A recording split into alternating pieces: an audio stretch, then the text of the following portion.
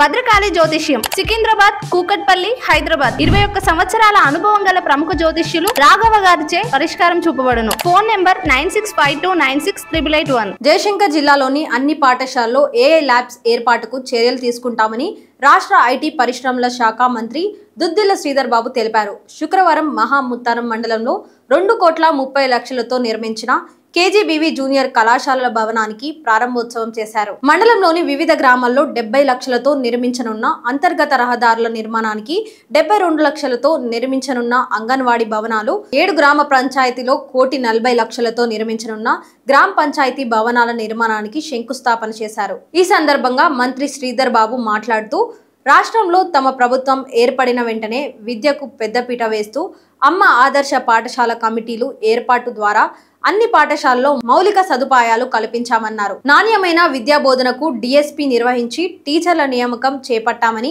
10 సంవత్సరాలుగా పెండింగ్ లో ఉన్న ఉపాధ్యాయులకు పదోన్నతులు కల్పించామని తెలిపారు. విద్యార్థులకు కాస్మెటిక్ డైట్ ఛార్జీలు పెంచి నాణ్యమైన విద్య భోజనం అందిస్తున్నామని తెలిపారు. కేజీబీవీలో 10వ తరగతి విద్యార్థులకు T-Fiber ద్వారా ఏఐ ల్యాబ్ ను ఏర్పాటు చేస్తామని తెలిపారు. విద్యార్థులకు ప్రభుత్వం అన్ని సౌకర్యాలు కల్పిస్తుందని, విద్యార్థులు చక్కగా చదువుకొని గొప్ప స్థాయికి ఎదిగి మన గ్రామానికి, మన ప్రాంతానికి మంచి పేరు తీసుకురావాలని ఆకాంక్షించారు. ఈ కార్యక్రమంలో జిల్లా collector Rahul Sharma, trade promotion chairman అయిత ప్రకాష్ రెడ్డి సహా సంబంధిత అధికారులు పాల్గొన్నారు.